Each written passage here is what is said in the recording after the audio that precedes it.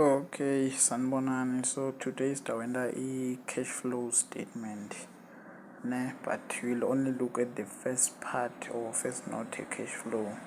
So note lecala reconciliation of profit before tax and cash generated from operation. Basically, ufuna kuthola cash generated from operation, then you post straight ku cash flow, ne? Okay, kwendeka so la. Into ekuqala kufuneka i-cash flow it only deals with the cash.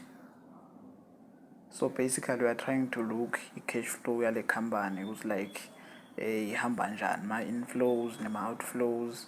So ngeke lekufuna sikubuka la, but leli note likhona ku-textbook udalithola linje lekucala, ne? Eli-important leli note leli. So sitawucala ngani nge-profit before tax. Sitaqala nge-profit before tax. Basically profit before tax uyithola kuphi ku-income statement, aniyati ukuthi uyithola kuphi le ekugcineni. So kwendekalani, kufike kube nani ne-profit before tax, then kube ne-income tax, then kube ne-profit profit after tax. So lena ngile profit before tax lesifuna kongiyo lenkena la. That means if bakunikete i-profit after tax, funa uthini? Profit after tax plus i-income tax, then dawuthola yini? I-profit before tax. Yabona, thola kuphi? Income statement. Then lokulandela bathi adjustment in respect of. So adjustment in respect of la utawufika kufaka i-amount yakhona lo tabuyitholile, then adjustment in respect of yabona ukuthi ngale ma-colon lawa.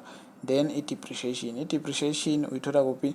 Ngile income statement is straight under my expenses. Income statement under my expenses, or utafika uyithole kuphi?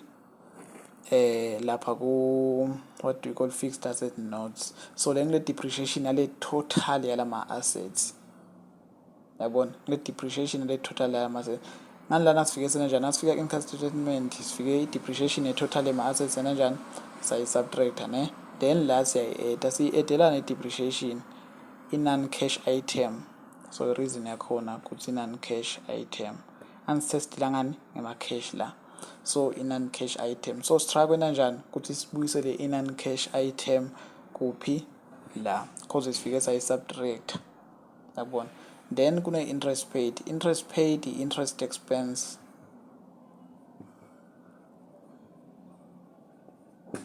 It's interest expense, interest paid leyo.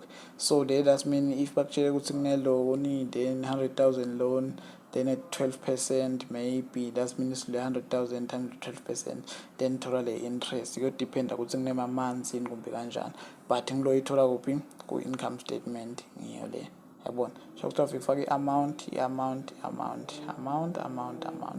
then now add le net profit before tax plus depreciation plus interest paid kuniketa in operation profit before my changes in working capital. So then I in working capital before changes in working capital. So i-amount lofika uyithole lapho, yabona.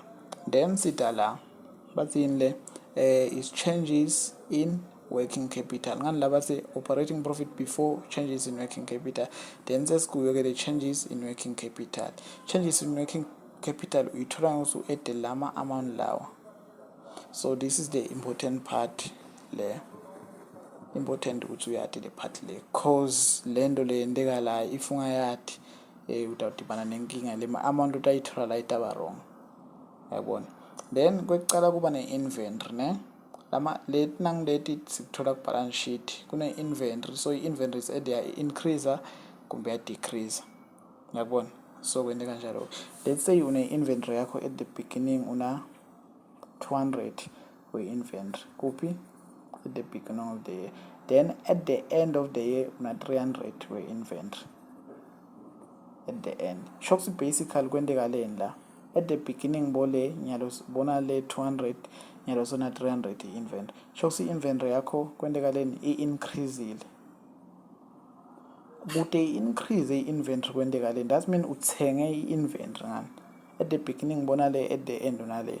Shokuthi increaseiswa yini ukuthi uthenge inventory, and now uthenge inventory kuba yini, kuba i-outflow. That's mean kule example le yabona ukuthi inventory bekutaba yini, i-increase mara kuba yini, i-outflow ya 100 rand, ya 100 rand from le example le, ngiyabona. So kwenteka njalo-ke kwe-inventory. Then siyabuya back kuma-receivables. Ama-receivables basically yini, ma-debtors ngani, i-income statement, hhayi i-balance sheet ngicabanga ukuthi nendile. So ma-receivables yini, ma-debtors. Debtors yini, people who are owing us. That's mean like bantu labas-owako, ma-debtors, yeah, bantu labas-owako. So ngiyo ma-debtors lawa. Then under ma-receivables utawubuka i-balance at the beginning ukuthi it's malini, ubuka i-balance at the end ukuthi it's malini. But the trick part is under ma-receivables ngani yangena i-SARS. SARS kambe ngena kanjani under ma-receivables? So okay, besisakhuluma ngendzaba ye-SARS ukuthi i-SARS ingena kuma-receivables nakwenenjani. If SARS uowatsine, so ingena kuphi, ma-receivables. That's mean if ma-provisional payment akho amanyenti kune-income tax, shock SARS wenda njani, uyoku-owa ne, unless kune-balance at the beginning, then yeah, kanjalo-ke. But that's mean under ma-receivables, if wena, let's say uma-receivables akho ne, ukhumbule sibuka 2 years, kune-beginning ne-end ne. So in lawa ma-receivables ne, let's say at the beginning una assist 300, una 301 wema-receivables, then at the end una 250 ne. So let's say so, but at the end lo 250 wakhiwe yini, wakhiwe ma-debtors plus 50 we-SARS. Shocks lo 50 lo we-SARS ne. That's mean imvolo fikuyende we exclude i-SARS income tax. Shocks ema now compare imali kutabang 200 nabani na 300. If nalabe kune-SARS utayi-exclude, shocks utayikhokha i-SARS, yabona. Shocks nyalo so compare abantu 300 na 200, then that's 300 minus 200 kumniketa abantu 100 rand ne. Then imvolo ibukako yinye, ma-receivables at the beginning bekangi 300, manje sekangimalini, sekangi 200. Shocks kwentekaleni kuma-receivables, shocks bantu lebe bas-owa bebas-owa let's say 300, then now sebas-owa malini 200. Yabona usikona bebas-owa 300 nyalo bas-owa malini 200. Shocks kwentekaleni kahle kahle, shocks basibhadere because le mali beyingi 300 nyalo sengi 200. Shocks labantu basibhadere, and if basibhadere labantu kuba yini, i-inflow. Then if kuyi-inflow, shocks ukekela so akuna bracket, inflow ya 100 rand, ngiyabona. The trick part is ukhumbule i-SARS uyayikhokha la. If kune-SARS uyayikhokha la, shocks ayingena. Then sita ini, usual kuba i-SARS kuphela kuma-receivables, but akhona lamanye sitawukhuluma as ma-examples sidibana nawo. Then ma-payables yini, ma-creditors ethu. Creditors yini, bantu lesiba owako. So basically people who are owing, so we are owing those people, so kuba yini, ma-payables in the liability. So kwendeka so ema-payables, under ma-payables ukhumbule under ma-payables ngena ama-shareholders for dividend. Shareholders for dividend, ma-shareholders for dividends kambe angena la indzaba yini, ma-final dividend ngani sicitsa khuluma ngawo ngale kubatsini i-return income, ma-final dividends. Shocks ma-final dividends aba-declared only, aba-paid nini ku-next financial year. If are-paid ku-next financial year, that means siyawa-owa la ma-shareholders, siwabhadala nini ku-next financial year. Shocks lokhu ma-shareholders for dividends, if ubala in ma-payables utawa-excluda. Shocks ma-shareholders for dividends exclude, or exclude in ma-shareholders for dividends. Annual notes law is like my interest on interest paid. Annual notes law under angena ku singathini i-phase, yeah, i-phase ye-cash flow akhona ma-shareholders for dividends as ma-dividends paid. Style annual notes lakho ndalibona. Then lokunye loku exclude ko yini, i-SARS. netpen yami ayisabhali kahle la kwendekalani ipen yami ayisabhali kahle la ngathi kwendekalani. Okay, but yini ma-SARS ne, that's mean i-SARS nayo awuyifaki la. Awuyifaki ngani i-SARS? Inelinozi layo ne. I-SARS ingenana kwento enjani kambe kuma-payables?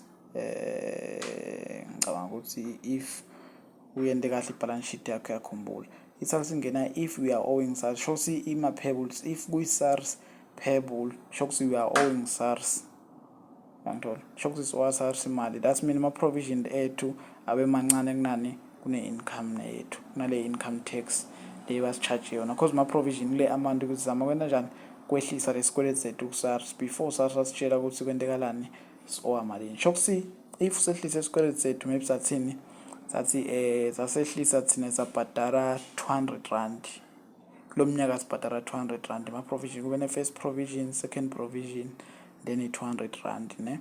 Mara nawuthi uyabuka i-SARS nayifika i-income tax yayo ifika ithi 300 rand, sho ukuthi basically kufuna si-ede malini 100 rand kude ibe right le income tax yakho. That means is-owa SARS la, angithola, that mean we are owing SARS, sho ukuthi is-owa SARS malini 100 rand. Leyo 100 rand etaya kuphi kuma-payables, yabona. So ngiko lokwentekalako lapho. Then that mean lana u-excluda yini shareholders for dividends, lokuma-final dividends, excluda nani nema-payables from le balance labetabe bakunike yona, sidaweni le-example endayibona. But from that balance labasinike yona u-excluda ma-payable ma-shareholders for dividends, lokuma-finally then ma-SARS lokuyi-amount lesiyi-owa SARS. Loko yi-2 excludelani, shareholders for dividends kuneninosi layo, SARS kuneninosi lakho. So basically kuyavela lapha kule, kuyavela kule cash flow note, kuvela alone. So ngeke sikufake la siphinde siyokufaka ngale. That's why ne-interest paid senenjani, nasifika ku-income tax sifike siyi-subtract ngani, uniyakhumbula le past interest expense sifike siyi-subtract. Mara la sifike senenjani, sayi-add, siyi-addela ini la siyi-subtracta yodwana kuphi lapha cash flow, kule face ye-cash flow statement, yangithola, cause iyangena lapho. Then i-depreciation non-cash item, so sifike sayi-subtracta then sayi-adda la non-cash item there, that's why sifike siyi-adda la. Then ma-payables ne, let's say asesikhuluma ngama-payables, let's say kuso ne, ma-payables lawa at the beginning sina 200 payables, angithola. Then at the end sina malini, sina 300 ma-payables. So basically kwentekaleni la, that's mean at the beginning base ma-payables itsini ma-creditors base owa bantu 200 rand at the beginning, at the end is owabantu malini 300 rand, ukhumbule excluding ma-shareholders ne-SARS la. Sho ukuthi if bekung 300,000 maybe kune-SARS kumbe kunemanangu, loko nawu-aggregate yakhona ikunike 300 rand, sho ukuthi 300 minus 100 rand ne, then kuba ngu-200 la, cause siyakhokha lokho. But since ikuso, that mean already sithatha ngasesi ukhokhile ma-shareholders ne-SARS ne. So that mean at the beginning sinamalini, sinema-payables a-200, at the end sinema-payables amalini a-300. Lokhu kusho kuthini, at the beginning u-owa bantu 200 rand, at the end uba owa 300. That's mean kwentekaleni la, that's mean i-increasile ne, kuchazani lokhu, kuchaza ukuthi labantu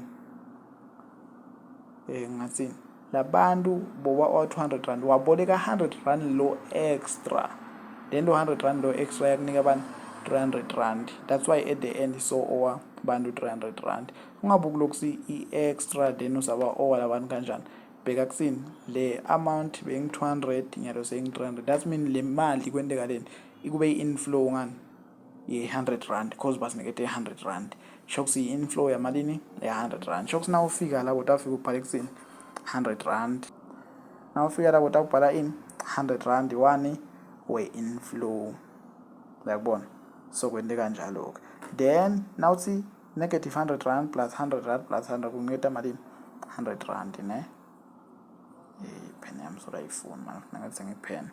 Okay kwenteka so, but le negative le plus le plus le kuniketa malini 100 rand. So basically sinani sinema, okay, basically sinema changes in working capital amalini 100 rand. If botawuthi le plus le negative le plus le plus le ikuniketa negative, sho ukuthi awufika kufaka negative la, yabona. But since it's negative 100 plus 100, that's meaning 0 plus 100, 100 rand, sho ukuthi positive.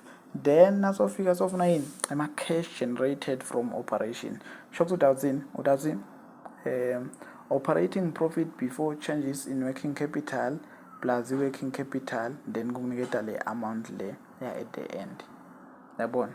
Or net profit before tax plus the depreciation plus the interest paid plus the working capital, then kuniketa i-balance at the end. So leli note liso phelele nje kanjalo-ke. So sitawushaya i-example, then ndawubona ukuthi kahle kahle kwentekalani. Easy note li cash flow kahle kahle cishe yonke. It's one of lama easiest notes ukuthi kufuna uthole ama marks kuyo.